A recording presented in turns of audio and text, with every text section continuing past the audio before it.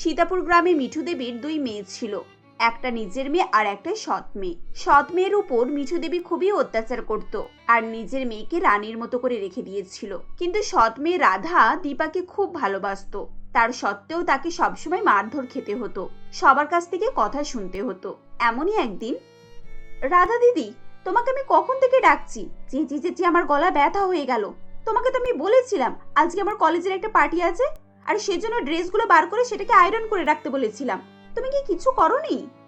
আমার ভুল হয়ে গেছে বোন, আমাকে ক্ষমা করে দে। তুই তো জানিস আমি মায়ের কাজ করছিলাম, মায়ের যদি কাজ করতে একটু দেরি হয়ে যায় তাহলে তো মা আমাকে কত মারধর করে আর কত বকে, তুই তো সবই জানিস। বল, তুই একটু দাঁড়া, 5 মিনিট সময় দে আমাকে, আমি তোর কাজ করে দিচ্ছি। আর তোর পার্টিতে যাওয়ার জন্য কোনো লেট হবে না, শুধু 5 মিনিট দে আমাকে।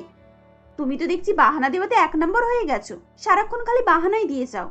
যাও, তাড়াতাড়ি যাও, আমি আজ লাল কালারের জামা জুতো পরবো আর মেকআপ ওরকমই করবো। তাড়াতাড়ি যাও, একটু না লেট হয়ে যায় আমি। তারপর রাধা গিয়ে ওর ড্রেস বার করে দেয় এবং জুতো বার করে দেয়।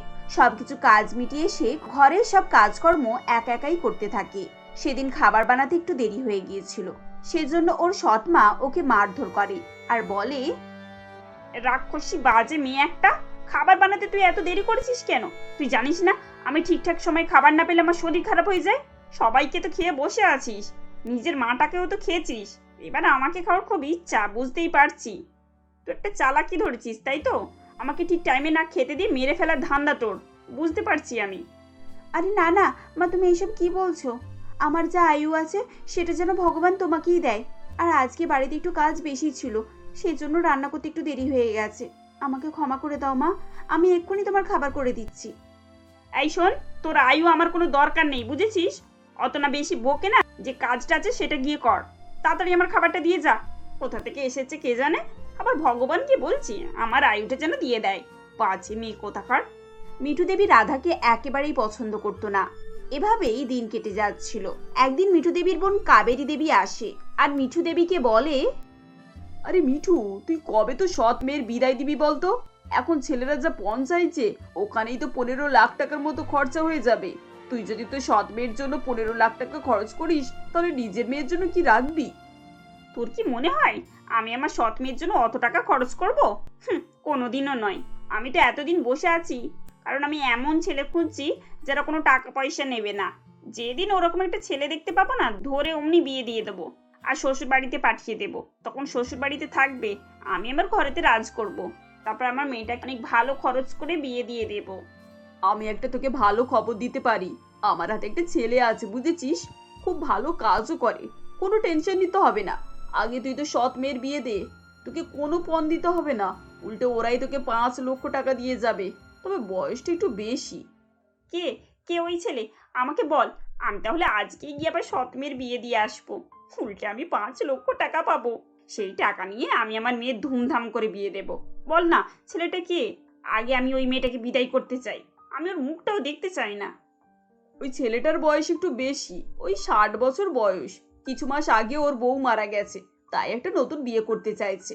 তুই তো সৎ মেয়েকে ওর সঙ্গে বিয়ে দিয়ে দে, ও কিছুদিন পর তো মারা যাবে। তারপর সব সম্পত্তি সব মেয়ের হাতে চলে আসবে, বুঝেছিস? ওই বুড়োর অনেক টাকা পয়সা আছে। তারপর তো সৎ মেয়ে সব পেয়ে যাবে। তো সৎ মেয়ে তো তোর হাতের মুঠোতেই, তুই যা বলবি তাই তো শুনবে। আরে বোন, তুই কি খবর দিয়েছিস? ভিতরে ভিতরে তো তুই ভালোই খবর রেখেছিস। তুই কথা দে, ওদেরকে আমি বিয়ে দেব, কিন্তু যেন আমার বর না জানতে পারে। জানতে পারলে না, তাহলে কিছুতেই বিয়ে হতে দেবে না। আমি তো ওই সৎ মেয়েকে ওই বুড়োটার সঙ্গেই বিয়ে দেব। তুই গিয়ে কথাবার্তা বল। এরপর মিঠু দেবী সুতম বাবুকে গিয়ে রাধার কথা বলে এবং ওখানে গিয়ে বিয়ে ঠিক করে আসে। আর দীপারও পড়াশোনা চলছিল, সেদিনই দীপাকেও দেখতে আসে লোকেরা। তখন মিঠু দেবী রাধাকে বলে, এই শোন রাধা, আজকে আমার মেয়ের দেখাশোনা, তুই যা গিয়ে ওকে ভালোভাবে সাজিয়ে এখানে নিয়ে আয়, যেন ওকে খুব সুন্দর লাগে। তোর তো বিয়ে ঠিক হয়ে গেছে, আর দীপাকে খুব সুন্দরভাবে সাজিয়ে নিয়ে আসবি, যাতে ওর দেখাশোনাটাও ঠিক হয়ে যায়। মা, আমাদের দুই বোনের একসঙ্গে বিয়ে হবে? আমি খুব খুশি হয়েছি, আমাদের দুই বোনের একই মণ্ডপে একই সঙ্গে বিয়ে হবে। নিশ্চয় তুমি তোমার বোনের পাল্লায় পড়ে এইসব কাজ করছো না? তুমিও যা, তোমার বোনও তাই। তোমাদের প্রতি আমার কোনো বিশ্বাস নেই। কেন, তুমি কি আমাকে বিশ্বাস করো না নাকি? আমি তো বলেছি ছেলেটা খুব ভালো, অনেক বড় বাড়ি, আর বাড়ির একটাই ছেলে। আমার বোন দেখাশোনাটা নিয়ে এসেছে। তোমাদের মুখে বিশ্বাসের কথা মানায় না। তোমাদেরকে আমি হাড়ে হাড়ে ভালোভাবেই চিনি, আবার তুমি আবার বলছো বিশ্বাসের কথা। তো আমার বোন যখন নিয়ে এসেছে ভালোই তো হবে নাকি? ঠিক আছে, অত বেশি কথা বলার দরকার নেই। যখন ছবিটা পাবো তখন দেখে নেবে। বাবা, মা সব জিনিসে রেগে যায়, কিন্তু মা কিন্তু সব কাজটা ভালোই করে। এরকম বিয়ের মতন একটা কাজ মা কোনোদিনও খারাপ করবে না। আর কাবেরী মাসি তো ছেলেটাকে চেনে, নিশ্চয়ই ভালো হবে। তুমি অত বলো না, বুঝলে? পরে তো দেখতেই পাবে। বেচারি রাধা জানতো না ওর সৎ মা ওর জন্য কোন ছেলে দেখে রেখেছে। ওর মাকে ভালোভাবেই বিশ্বাস করে নেয়, তারপর বাড়ির সব কাজ মিটিয়ে নিয়ে রান্না বান্না করে নেয়, আর শেষে দীপাকে ভালোভাবে সাজিয়ে দেয়। কিছুক্ষণ পর দীপাকে দেখার জন্য ছেলের বাড়ি থেকে লোকজন চলে আসে। ছেলেটা খুব ভালোই দেখতে ছিল, কিন্তু বেশি বড় লোক ছিল না। কি আপনাদের পাত্রের মাত্র একটাই ঘর? আমি আপনাকে বিয়ে করে কিভাবে থাকবো? আপনি জানেন আমার দিদির যেখানে বিয়ে ঠিক হয়েছে সেখানে তাদের 3 তলা বাড়ি, একটা ছেলে আর 4টে কাজের লোক, 2টো গাড়ি আছে। আমি তো বাড়িতে কোনো কাজই করি না, তাহলে আমি আপনাদের বাড়িতে গিয়ে কিভাবে কাজ করব? আমি পারবো না এসব। মা, হতে পারে আমাদের একটা ঘর, কিন্তু আশা করি তোমার কোনো দিকে কষ্ট হবে না। এমনিতে তোমার ননদ, শাশুড়ি, আমরা তো আছি। হাতে হাতে কাজ করলে আর কতটুকু, সমস্ত কাজ কিছুক্ষণের মধ্যেই মিটে যাবে। মা সারাক্ষণ ওই রাধাকে বাড়ির সমস্ত কাজ করায়, ওকে প্রচুর মারধরও করে। তাহলে বিয়ের বেলাতে এত বড় লোক বাড়িতে কেন বিয়ে দিচ্ছে? আর আমি এত গরিব ঘরে বিয়ে করব? মা যদি বুনো অল হয় তাহলে আমি বাঘা তেঁতুল। আমিও দেখবো আমার সৎ দিদির অত বড় বাড়িতে কিভাবে বিয়ে হয়। আমি ওর ওখানে কিছুতেই বিয়ে হতে দেব না, আর আমি নিজেও ওখানে কিছুতেই বিয়ে করব না। দিদি, আমাদের দিক থেকে কোনো আপত্তি নেই, আর আমি আশা করি আপনার মেয়ের কোনো অসুবিধা হতে দেব না। আপনার মেয়ে আমার বাড়ির মেয়ের মতোই থাকবে। আপনার মেয়ে তো আমার বাড়ির লক্ষ্মী, ও লক্ষ্মী প্রতিমার মতোই থাকবে। কি বলেন আপনি? তাহলে সম্পর্ক আমরা ঠিক করলাম। আমার মেয়ের যখন পছন্দ হয়ে গেছে তাহলে আর কোনো কথাই নেই। এই নিন মিষ্টি খান। মিঠু দেবী খুব খুশি হয়, তারপরে নিজের মেয়েকে নিয়ে গিয়ে অনেক শপিং করায়, কিন্তু রাধার জন্য কোনো কিছুই শপিং করায় না। দীপা, তোর এই ড্রেসটা তো খুব ভালো হয়েছে রে, তোকে পরলে না খুব সুন্দর লাগবে। আর তুই এত শপিং করেছিস, প্রত্যেকটা জিনিস ভালো লাগছে জানিস। আমি ছোটবেলা থেকেই চাইতাম আমাদের 2 বোনের একসঙ্গে বিয়ে হবে, আর মা আমার আশাটা পূরণ করছে। আমরা একই মণ্ডপে দুজনে বিয়ে করব। এই শোনো, আমি এরকম কোনোদিনও চাইনি, বুঝেছো, যে তোমার সঙ্গে আমারও বিয়েটা হোক। তুমি তো এবার যা ইচ্ছে তাই করবে। তুমি তো এবারে ঝি চাকর, আর আমি এই বাড়ির রাজরানী। তো বলো, যদি একই মণ্ডপে চাকরের সঙ্গে রাজরানীর বিয়ে হয় তাহলে সেটা কার ভালো লাগবে? তাই আমার ভালো লাগছে না। এত বেশি কথা বলতেও চাই না, আমার কিচ্ছু ভালো লাগছে না। যাও গিয়ে আমার জন্য চা নিয়ে আসো, আমার খুব মাথা যন্ত্রণা করছে। রাধা সবসময় তার ছোট বোন দীপার সঙ্গে খুব ভালোভাবেই কথা বলতো, কিন্তু দীপা ওর সঙ্গে ভালোভাবে কোনোদিনও কথা বলতো না। তারপর দীপার কথা শুনে রাধা চা আনতে চলে যায়। এভাবেই দিন কেটে যাচ্ছিল। একদিন মিঠু দেবীর বোনের ফোন আসে। সেই ফোনটা মিঠু দেবী না ধরে রাধা ফোনটা ধরে আর সব কথা শুনে নেয়। আরে বোন শোন, তোর ব্যাংকে 5 লাখ টাকা ঢুকে গেছে। তুই সেই দিনটা ভালোভাবে রেডি করে রাখিস, যেন তোর সৎ মেয়ে আর ওর বর কেউ না জানতে পারে যে তুই তো সৎ মেয়েকে একটা বুড়োর সঙ্গে বিয়ে দিচ্ছিস। তুই তো খুব ভালোই চাল ফেলেছিস, নিজের মেয়েকে ভালো একটা ছেলের সঙ্গে বিয়ে দিচ্ছিস আর সৎ মেয়েকে বুড়োর সঙ্গে, আবার উল্টে টাকাও পাচ্ছিস। রাধা সব কথা শুনে নেয়, তারপর ফোনটা রেখে দেয় আর খুব কাঁদতে শুরু করে। মা আমার সঙ্গে এরকম কিভাবে করতে পারে? মায়ের তো সারাক্ষণ আমি কথা শুনে যাই, ঘরে সব কাজ করি, মা যা বলে তাই করি, তাহলে কেন মা আমার সঙ্গে এরকম করছে? আমি কিচ্ছু জানি না। মা বোনের জন্য এত ভালো একটা ছেলে দেখেছে, আর আমার জন্য বুড়ো বর। বাবা যদি জানতে পারে তাহলে মায়ের সঙ্গে কোনোদিনও কথা বলবে না, আর আমাকে ঘরে শান্তির জন্য চুপ থাকতে হবে। আমি কিছু বলতেও পারবো না। যদি বলি আর আমার কথাটা শুনে যদি বাবা খুব অশান্তি করে, তাহলে তখন আমি কি করব? আর এখনই বা আমি কি করব? আমি চুপচাপ ওই বুড়োর সঙ্গে বিয়ে করে নেব? এইসব ভেবেই রাধা খুব কাঁদতে থাকে। তারপর তার কান্না বন্ধ করে আর বাড়ির সমস্ত কাজ করতে থাকে। কাজ করতে করতে ভাবে যে ওর বোনের তো ভালো জায়গাতেই বিয়ে হচ্ছে, আর যাই হোক সেই ভেবেই একটু খুশি হয়ে যায়। তারপর এভাবেই দিন কেটে যায়। বিয়ের দিন চলে আসে। সেই দিন 2 বোন একসঙ্গে ভালোভাবে রেডি হচ্ছিল। রেডি হবার পর দীপা রাধাকে বলে, রাধা দিদি, তুমি আমাকে খুব ভালোবাসো তাই তো? তাহলে আমি একটা কথা বলবো, সেটা শুনবে? তোমার ওই বিয়ের লেহেঙ্গাটা আমার খুব ভালো লেগেছে। তোমার ওই লেহেঙ্গাটা আমাকে দাও, আমি পরবো, আর তুমি আমারটা পরো। আমার লেহেঙ্গাটা তোর পছন্দ হয়েছে বোন? এনে ধর, তাহলে তুই এটা পর, আমি তোরটা পরছি। তারপর দীপা মনে মনে বলে, আমার বড় বোন রাধা খুবই বোকা, আমি যাই বললাম ওর লেহেঙ্গাটা দিতে, ও অমনি দিয়ে দিল। কিন্তু ও তো জানে না যে ওর লেহেঙ্গাটা পরে আমি ওর মণ্ডপে বসবো, আর আমার মণ্ডপে ও। তারপর আমি ওই বড়লোক বরকে বিয়ে করে নেব। তারপর তারা দুজনের লেহেঙ্গা পরে নেয়। মণ্ডপে গিয়ে রাধার জায়গায় দীপা দাঁড়ায়, আর দীপার জায়গায় রাধা। তারপর বিয়ে শেষ হয়ে যায়। লাস্টে বউ নিজের ঘোমটা তোলে, আর বড় নিজের মুখ খুলে ফেলে। তখন মিঠু দেবী দেখে রাধার জায়গায় দীপা দাঁড়িয়ে, আর ও 60 বছর বুড়োকে বিয়ে করেছে। রাক্ষসী বাজে মেয়ে, তুই সব জানতিস? তুই জেনে শুনে তোর বোনটা কিরকম বুড়ো একটা বরের সঙ্গে বিয়ে দিয়েছিস? আমি জানি তুই সব জানতিস, সব নাটক করেছিস। খুব তো বলতিস যে তোর বোনকে তুই এত ভালোবাসিস। আজ তুই তোর বোনটাকে একটা বুড়োর সঙ্গে বিয়ে দিতে পারলি? তোর লজ্জা পেল না একবারও? মা, আমি জানতাম তুমি আমার একটা বুড়ো লোকের সঙ্গে বিয়ে দিচ্ছ। আমি সব শুনে নিয়েছিলাম, কিন্তু আমি সব জেনেও বিয়ে করতে এসেছিলাম এখানে। আমি কিচ্ছু বলিনি, কারণ বাবা যাতে তোমাকে কিছু না বলে, বাবার সঙ্গে তোমার কোনো গন্ডগোল না হয় যেন। কিন্তু আমি তো এসব কিছু করিনি, সব দীপা করেছে। হ্যাঁ মা, রাধা দিদির এখানে কোনো দোষ নেই। আমি ভেবেছিলাম দিদির যার সঙ্গে বিয়ে হচ্ছে সে অনেক বড় লোক, আর আমার যার সঙ্গে বিয়ে হচ্ছে তার একটাই মাত্র ঘর, তার ঘর বাড়ি চাকর বাকর কিচ্ছু নেই। সেই জন্য আমার খুব হিংসা হচ্ছিল, তাই আমি দিদির জায়গাতে আমি বিয়ে করে নিয়েছি। আমি জানতাম না যে দিদির বর বুড়ো। এখন কি হবে? তোমার ভুল আমাকেই ভোগ করতে হবে। তোমার দোষে আমাকে সারা জীবন এই বুড়ো লোকটার সঙ্গে থাকতে হবে।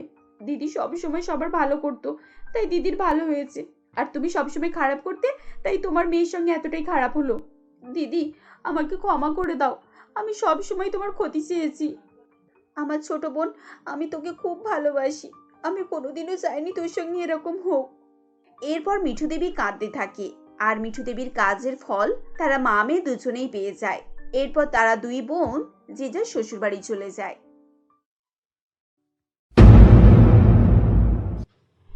হেতমপুর বিদ্যাপীঠে দেবিকা নামক এক টিচার ছিল, যার অত্যাচারে স্কুলের সমস্ত বাচ্চারা অতিষ্ঠ হয়ে ওঠে।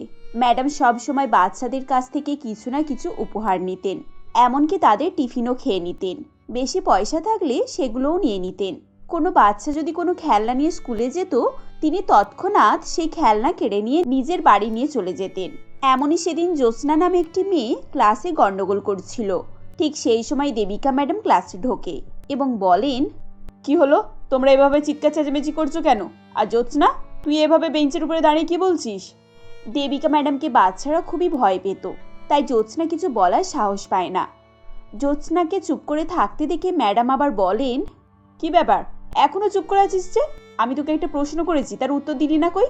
আর এভাবে বেঞ্চের উপরে দাঁড়িয়ে চিৎকার করছিলিস কেন? কি হয়েছে আমাকে বল, কি হয়েছে তাড়াতাড়ি আমাকে বল, নাহলে আমি সবাইকে শাস্তি দেব। ম্যাডাম, আসলে শুভ আমার পেন্সিল বক্স নিয়ে নিয়েছে। কালকে আমি জন্মদিনে পেন্সিল বক্সটা গিফট পেয়েছি। ও দেখতে চাইলো, ওকে আমি সেটা দেখালাম, কিন্তু ওটা আমার কাছ থেকে নিয়ে নিয়েছে, এখনো ফেরত দিচ্ছে না। ওই দেখি কেমন পেন্সিল বক্স। এরপর শুভ সেই পেন্সিল বক্স দেবিকা ম্যাডামকে দেয়। পেন্সিল বক্স হাতে নিয়ে দেবিকা ম্যাডাম মনে মনে বলেন, বাহ, এ তো দারুণ পেন্সিল বক্স। আমার মেয়ে কদিন থেকে এরকম পেন্সিল বক্স কেনার জন্য কত বায়না করছে, আমি বরং এটা নিয়ে নিই। এই, তোদের কাউকে পেন্সিল বক্স দেওয়া হবে না। রোজ রোজ তোরা এরকম জিনিস আনবি আর ঝামেলা করবি, আর তোরা যদি এই পেন্সিল বক্সের কথা কাউকে বলিস না, আমি হেড ম্যাডামকে দিয়ে তোদের মার খাওয়াবো। মার খাওয়ার ভয়ে তারা তখনকারের মতো সবাই চুপ করে যায়। তারা সবাই জানতো দেবিকা ম্যাডামের হাতে কোনো জিনিস পড়া মানে আর তা ফেরত পাওয়ার কোনোই আশা নেই। কয়েকদিন পর একদিন বাচ্চারা টিফিনের সময় সবাই তাদের টিফিন খাচ্ছিল। এমন সময় দেবিকা ম্যাডাম ক্লাসের ভেতরে ঢোকেন এবং রিয়াজ বলে একটি ছেলেকে জিজ্ঞাসা করেন, হ্যাঁ রে রিয়াজ, তুই টিফিন আজকে কি এনেছিস? কই দেখি তো। ম্যাডাম, আমাকে তো মুড়ি চানাচুর দিয়েছে, আমি তাই খাচ্ছি। কি শুকনো মুড়ি আর চানাচুর? এটাও কি একটা খাবার জিনিস? তোর মাকে বলবি ভালো ভালো জিনিস তৈরি করে দিতে। এই পিঙ্কি, তুই কি খাচ্ছিস দেখি? ম্যাডাম, আমি স্যান্ডউইচ খাচ্ছি। বাহ, এটা হলো ভালো টিফিন। কই দেখি, দুটো করে স্যান্ডউইচ খেয়ে দেখি তো কেমন হয়েছে, তোর মা কেমন রান্না করতে পারে। এই বলে দেবিকা ম্যাডাম পিঙ্কির টিফিন থেকে প্রায় সমস্ত স্যান্ডউইচ খেয়ে নেয়। পিঙ্কির খাওয়ার মতো তখন কিছুই ছিল না। তখন কষ্টে তার চোখে জল চলে আসে, কিন্তু সে ভয়ে কিছুই বলতে পারে না। দেবিকা ম্যাডামের এইসব অত্যাচারের কথা বাচ্চারা বাড়িতে গিয়ে বলতে পারতো না, কারণ তারা ম্যাডামকে খুবই ভয় পেত। আর সব থেকে বেশি ভয় পেত এই ভেবে যে ম্যাডাম তাদের পরীক্ষার সময় ফেল করিয়ে দেবেন। দেখতে দেখতে শিশু দিবস এসে পড়ে। তখন স্টাফ রুমের সমস্ত শিক্ষকরা আলোচনা করে যে কিভাবে তারা এই দিনটিকে উদযাপন করবেন। এমনই সময় ইতিহাসের স্যার শুভঙ্কর বাবু বলেন, সবাই শুনুন, আজকে আমরা এখানে সমাবেশ হয়েছি একটি আলোচনার জন্য। আপনারা জানেন সামনে 14ই নভেম্বর শিশু দিবস। তার জন্য আমরা বাচ্চাদের কিছু চকলেট মিষ্টি আর একটি করে পেন্সিল বক্স গিফট করা হবে। তাই সকল শিক্ষকদের আবেদন করছি আপনারা 1200 টাকা করে চাঁদা দেবেন। আমার এই প্রস্তাবে সবাই রাজি আছেন তো? শুভঙ্কর বাবুর কথা শুনে সমস্ত শিক্ষকই রাজি হয়ে যায় এবং তারা তাদের সহমত পোষণ করে। কিন্তু দেবিকা ম্যাডাম মনে মনে বলেন, উফ, মামা বাড়ির আবদার পেয়েছে যেন, 1200 টাকা করে চাঁদা, টাকা যেন গাছে ফলেছে। এই বিটকেল বাচ্চাগুলোর জন্য আমি 1 টাকাও খসাবো না। কোনো একটা উপায় করে মাছের তেলে মাছ ভাজতে হবে। এবারে ওদের থেকেই চাঁদা তুলে ওদেরকে গিফট দেব। এমন সময় শুভঙ্কর বাবু বলেন, কি ব্যাপার দেবিকা ম্যাম, আপনি দেখছি চিন্তায় পড়ে গেলেন, কোনো সমস্যা নাকি? আরে না না, কি যে বলেন না স্যার, বাচ্চাদেরকে বছরে একবার আমরা গিফট দেব, এ তো খুশির কথা। এতে আমার কোনো সমস্যা নেই, আমি ঠিক সময়ে চাঁদা দিয়ে দেব। আপনারা গিফটের ব্যবস্থা করুন। বাহ বাহ বাহ বাহ, তাহলে তো আর কোনো চিন্তাই নেই। আপনারা সবাই এই সপ্তাহের মধ্যে চাঁদা জমা করে দেবেন, কেমন? পরের দিন দীপিকা ম্যাডাম ক্লাসে গিয়ে বলেন, এই বাচ্চারা, মন দিয়ে তোরা আমার কথা শোন। তোরা তো জানিস সামনেই চিলড্রেন্স ডে আসছে, আর তার জন্য তোদের সবাইকে কিছু কিছু চাঁদা দিতে হবে। খুবই অল্প দিতে হবে। তোরা 24 জন বাচ্চা আছিস, সবাই মিলে 50 টাকা করে দিলেই হবে। ম্যাডামের কথা শুনে শুভ চুপি চুপি রিয়াজকে বলে, এই রিয়াজ, চিলড্রেন ডেতে টিচারদের তো আমাদের খাওয়ানোর কথা, আমরা তো চাঁদা দেবো। অন্যান্য ক্লাসে তো কেউ চাঁদা দিচ্ছে না। না, ঠিক বলেছিস, ম্যাডাম আমাদের কাছ থেকে চাঁদা নিয়েছে, আমাদেরকে খাওয়াচ্ছে না, খুব কিপটে, নিজের গাঁট থেকে 1 পয়সা দেবে না। এই কি ব্যাপার, তোরা দুজনেই গুজগুজ করে কি আবার কথা বলছিস শুনি? না ম্যাডাম, আমরা বলছি কি 50 টাকা তো খুব বেশি হয়ে যাচ্ছে না? মা তো এত টিফিনের জন্য 50 টাকা করেই দেয়। আমি এসব কিছুই জানি না, চুপচাপ বাড়িতে গিয়ে বলবি আর টাকা আনবি, আর না হলে শাস্তি তো তোরা জানিস। পরের দিন ভয়ে ভয়ে বাচ্চারা টাকা তুলে এনে ম্যাডামের হাতে দিয়ে দেয়। দেখতে দেখতে বাচ্চাদের ফাইনাল পরীক্ষা এসে যায়। এরপর দীপাবলির সময় আসে, তারপর স্কুল ছুটি পড়ে যাবে। এই সময় বাচ্চাদের মনে খুবই ভয় থাকে, কারণ প্রতি বছর এই সময় দেবিকা ম্যাডাম দামি দামি গিফট চান। এমনই সময় পিঙ্কি বলে, এই শুভ, রিয়া, জোৎস্না, আমার না খুব ভয় করছে জানিস। জানি না এবার ম্যাডাম কি গিফট চাইবেন। ঠিক বলেছিস পিঙ্কি, আমার খুব ভয় করছে। আমার আব্বু মনে হচ্ছে এইবারে টাকা দিতে পারবে না। আগেবারের কথা মনে আছে তো? হ্যাঁ রে, খুব মনে আছে। গিফট দিতে পারিনি বলে ম্যাডাম খুব মেরেছিল। তারা যখন এভাবেই কথা বলছিল, সেই সময় দেবিকা ম্যাডাম ক্লাসের ভিতরে আসেন এবং বলেন, গুড মর্নিং বাচ্চারা, তোমরা সবাই কেমন আছো? শুধুমাত্র এই সপ্তাহতেই তোমাদের ক্লাস হবে, পরের সপ্তাহ থেকে তোমাদের ছুটি পড়ে যাবে। তোমরা তো সবাই জানো পরের সপ্তাহে দীপাবলি। দীপাবলির কথা শুনে বাচ্চারা ভয় পেয়ে যায় এবং কথা পাল্টানোর জন্য তারা ম্যাডামকে বলে, ম্যাডাম, আপনি যে কালকে আমাদেরকে পড়া দিয়েছিলেন, আমরা সবাই পড়া করে এনেছি, আপনি আমাদের পড়া চেক করবেন তো? এখন পড়ার কথা বাদ দে তো, সব সময় কি আর পড়া পড়া করলে চলে? এখন তো উৎসবের সময়, তাই আমার মনটা খুবই ভালো আজ। তোরা এবার বল তো, এইবারে তোরা আমাকে কি কি গিফট দিবি? আপনি কি গিফট চান ম্যাডাম? আমরা ভাবছি এবার আমরা সবাই মিলে আপনাকে একটা বই গিফট করব। আরে দূর, দীপাবলিতে কেউ বই পড়ে নাকি? এমন একটা জিনিস গিফট কর যাতে করে সেটা দীপাবলির সময় ব্যবহার করতে পারবো আমি। তাহলে ম্যাডাম, আপনার কি গিফট চাই? আমি চাই এবার তোরা আমাকে একটা সুন্দর ডিজাইনের লেহেঙ্গা গিফট করিস, যেটা আমি দীপাবলির দিনে পরবো আর কি। কিন্তু ম্যাডাম, ডিজাইনার লেহেঙ্গা তো অনেক দাম, আর আপনি তো জানেন আমার বাবা একজন চাষি, বাবার রোজগার অনেক কম, কিভাবে আমরা আপনাকে ডিজাইনার লেহেঙ্গা গিফট করব? হ্যাঁ ম্যাম, আমার আব্বু দিন মজুর, আমরা আবার কোথায় থেকে অত টাকা জোগাড় করতে পারবো? তোদের সামনে পরীক্ষা হয়েছে আর সবার খাতা আমার কাছেই আছে, এটা তোরা ভালো করেই জানিস। এখন আমার উপরে নির্ভর করে তোরা পাশ করবি না ফেল করবি। তোরা যদি কেউ ফেল করতে না চাস, তাহলে ঠিক সময়ে আমার লেহেঙ্গাটা যেন এসে যায়। কোথা থেকে আসবে, কি করে পারবি, এসব আমি কিছুই জানি না। ম্যাডামের কথা শুনে বাচ্চাদের মন খারাপ হয়ে যায়। তখন তারা স্কুল থেকে ফেরার পথে একটি বড় লেহেঙ্গার দোকানে ঢোকে এবং দোকানদারকে গিয়ে বলে, কাকু, একটা ডিজাইনার লেহেঙ্গার দাম কত? কে রে, তুই আবার এই বয়সে ডিজাইন লেহেঙ্গা পরবি নাকি? না না কাকু, আমি লেহেঙ্গা পরবো না, ওটা আমরা আমাদের ম্যাডামের জন্য কিনতে চাই, তাই দাম জিজ্ঞাসা করছি। আর আপনি কি আমাদেরকে একটা স্যাম্পল দেখাতে পারবেন? এটা ডিজাইনের লেহেঙ্গা, 10,000 টাকা দাম। টাকা নিয়ে আয়, তাহলে লেহেঙ্গা বার করে দেখাবো। এখন এখান থেকে যা, খামোকায় বকিস না তো মাথার কাছে। এই বলে দোকানদারটি তাদেরকে সেখান থেকে তাড়িয়ে দেয়।